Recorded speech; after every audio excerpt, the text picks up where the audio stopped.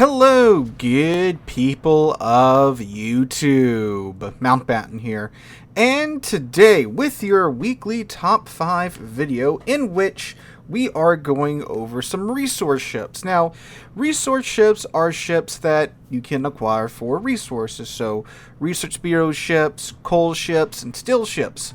Naturally, most of these resources take quite some time to accumulate, especially when it comes to steel and Research Bureau points. So naturally, once you compile enough of whatever resource it is that you are saving in order to acquire one of these ships, you of course want to pick a ship that is going to give you the most bang for your buck. Because steel ships, I mean, even if you're doing clan battles and not random battles, ranked battles, you're going to be probably saving for the better part of a year for a steel ship. Research Bureau points, you have to regrind lines, usually around 4 or 5 times, depending upon what Research Bureau ship you're going for. Coal is probably the fastest, but even then it takes like a couple of months to acquire enough coal in order to get a coal ship. So naturally you want to pick a ship that is worth your time. And in today's video, we are going over my top 5 resource ships that I would not waste your resources on, meaning that these ships aren't really worth picking up right away. Maybe after you go through and you've got a decent amount of whatever resource ships it is that you are going for, they might be worth picking up at that point. But in my opinion, they are definitely not some ships you should be blowing your resources on right away. Now, it was a very, very difficult task getting this list together because so many resource ships are excellent. And that is quite a positive thing to say about resource ships because, again, some of the best ships in the game are coal ships, are steel ships, are Research Bureau ships, ships that are free for the players to pick up, albeit with a bit of a grind, right? So it's a very difficult list to put together. I'm in no way saying that these are terrible ships that you should never get. I'm just saying you may not want to pick them up right away.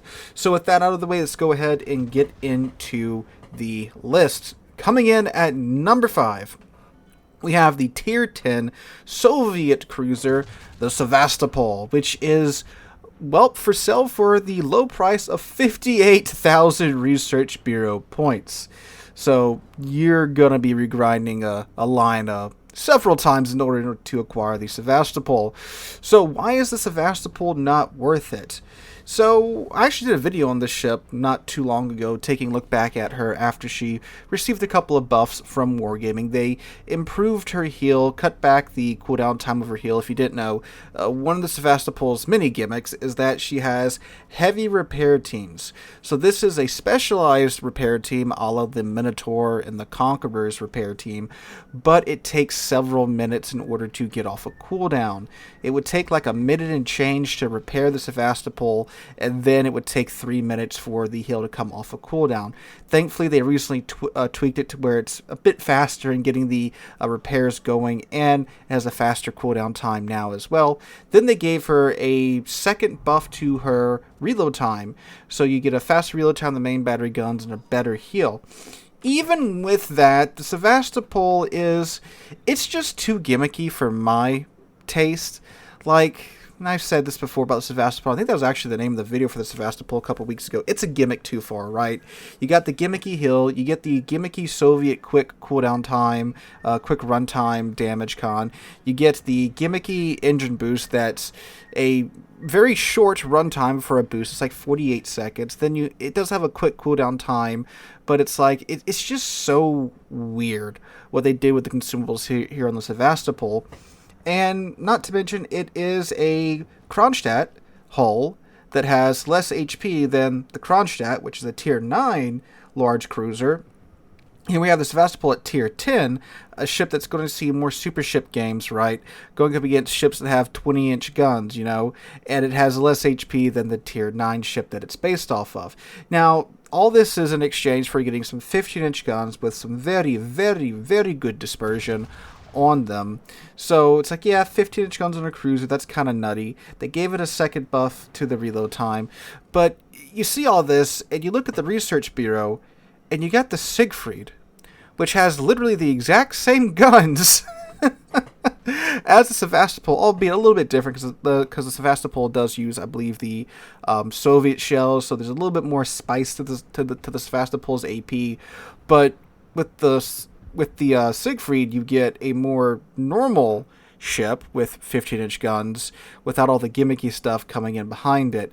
So yeah, it's just too gimmicky for my taste. You have a better alternative with the Siegfried down there in the Research Bureau for the same cost. Actually, it's a little bit less because the Siegfried is a Tier 9 premium versus the Sevastopol being a Tier 10 premium cruiser.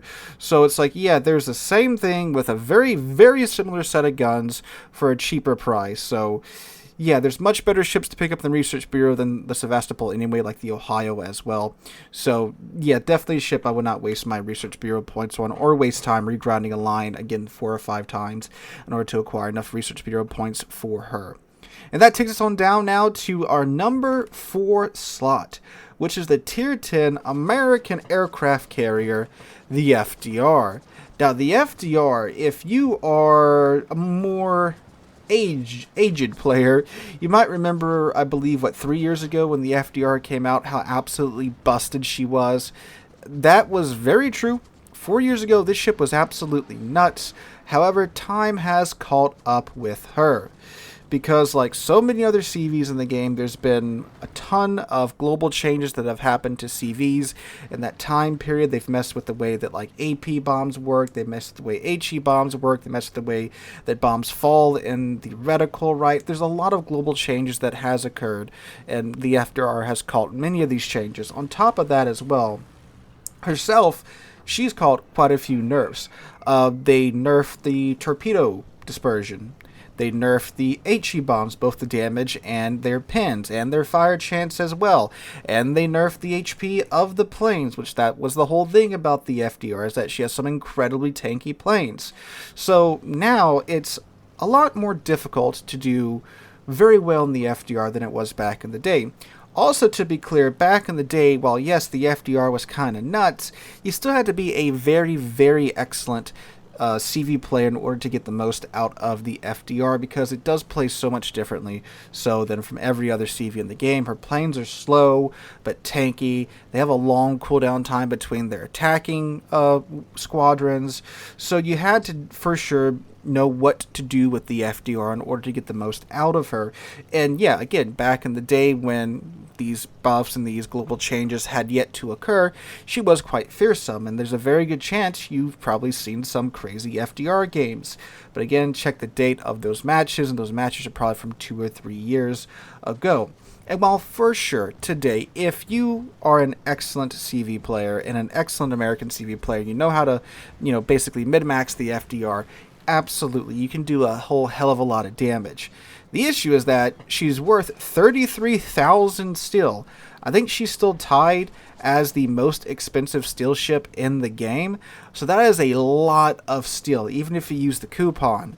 And just like the Sevastopol, there's so many better steel ships out there that you can pick up instead of the FDR, like the Stalingrad, another old premium ship that's has gone through a whole hell of a lot of global changes and has caught one nerf in her tenure here at World of Warships, but she's still a very, very excellent steel ship. You have the Mecklenburg, which is probably one of the best steel ships in the game, right? So again, there's several much better alternatives to the FDR in the armory for steel. But again, if you are an experienced CV player, by all means, yes, FDR could be a choice for you, but to the more average World of Warships player, not really, because the skill floor is so high on the FDR. So I would pass her by, save her for when you are out of steel ships that interest you. Maybe you do want to get a little taste of that FDR-ness. Alright, going on our way down now to number 3.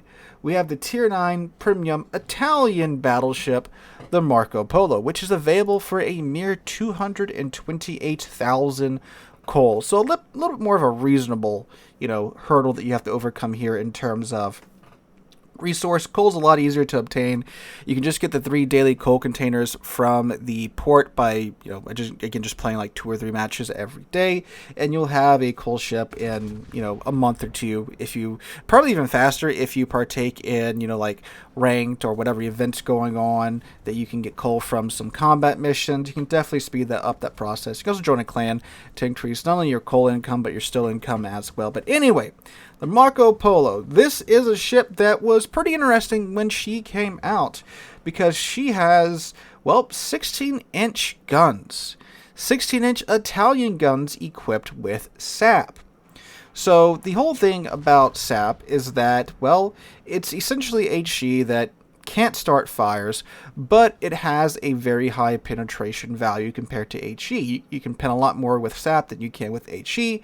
Because it has such a high alpha rating, you can do impressively large numbers of damage against lesser armored targets. So like battleship superstructures, battleship extremities, cruisers, not destroyers because they're still protected, but those other targets, man, you could absolutely ruin somebody's day, especially with like hybrid ships nowadays, with like the Hildebrand and the Kearsarge. You hit their flight deck and their hangar with some sap, whoo, you're probably chunking them for like 20k. And that's with the normal sized sap, which caps out at 15 inches on the Italian battleship tech tree.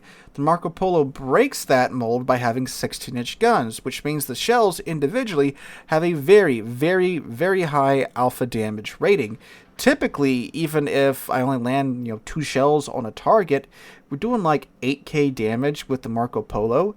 So when the dice roll right, an RNG smiles upon me, you can easily do like 30k damage to the right target. I did like 40k to a Jean Bar because I was absolutely blessed by RNGesus, and I chunked a Jean Bar. I think it was right into his superstructure, and some shells hit his upper armor belt, and since it's the French battleships coated in 32,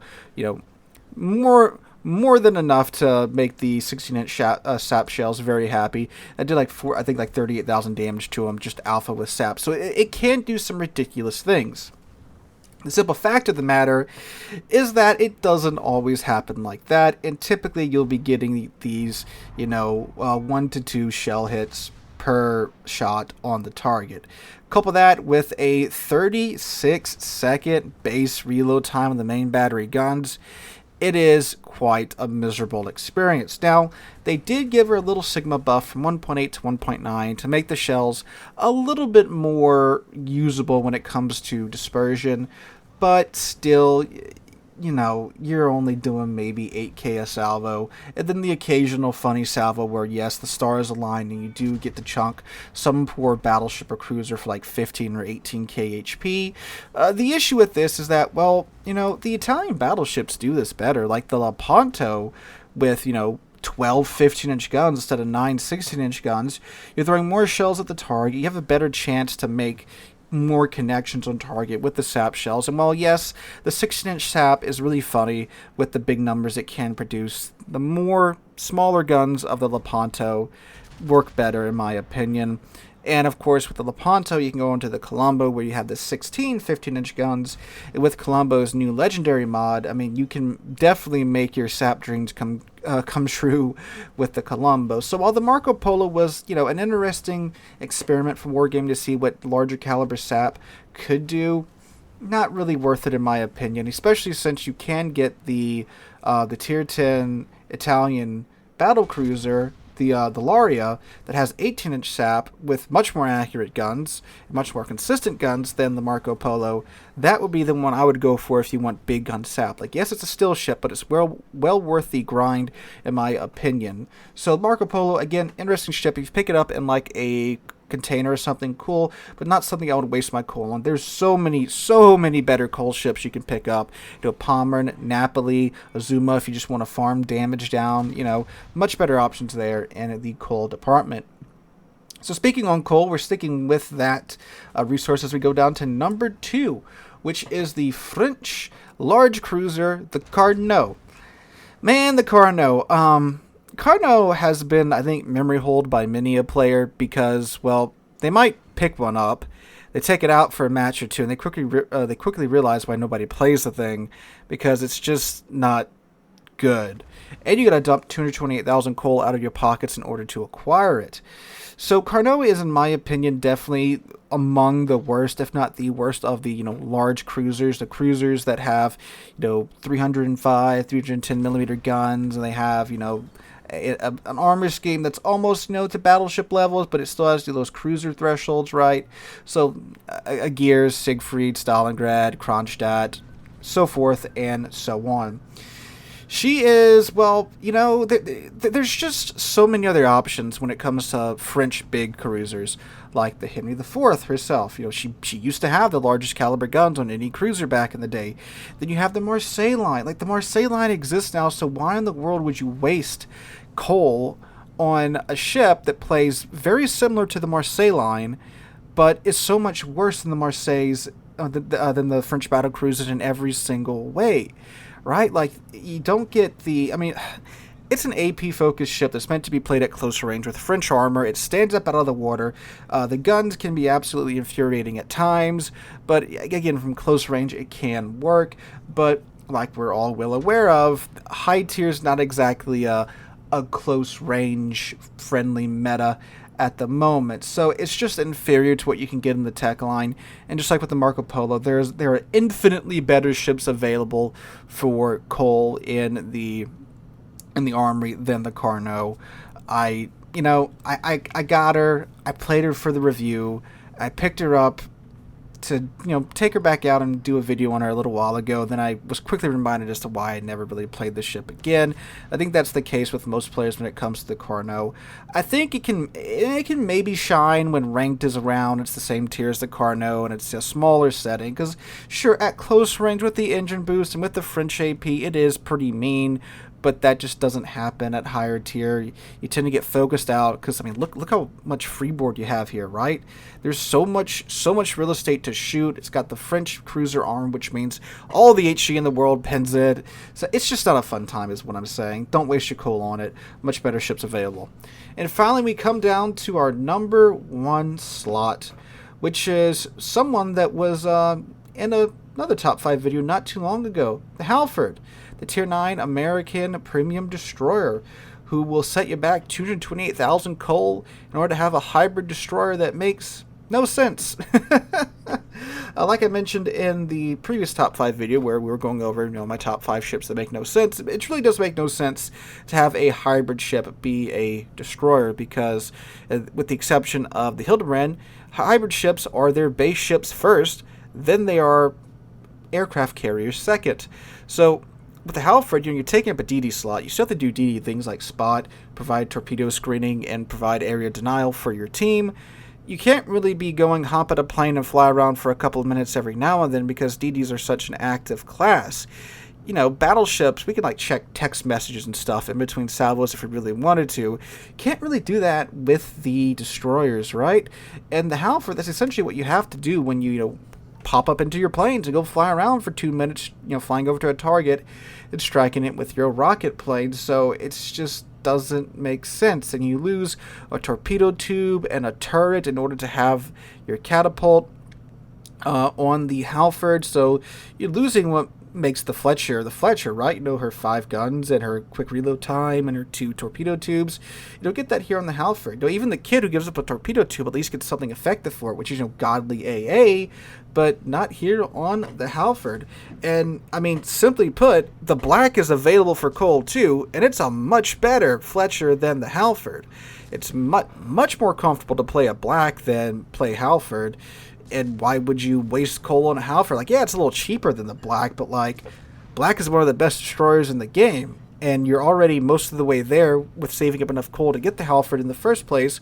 So just get the black. And I think if you have the coupon, you can get the black for the price of the Halford anyway. So just get the black. Halford is completely pointless, and I won't spend any more time talking about her because we talked about her last week. But yeah, get the black instead. So fellas, those are my top 5 resource ships that you should not be wasting your resources on. Let me know what you guys think in the comments down below. Do you agree? Do you disagree with the list? What ships would you not spend your resources on? Let us know that in the comments down below.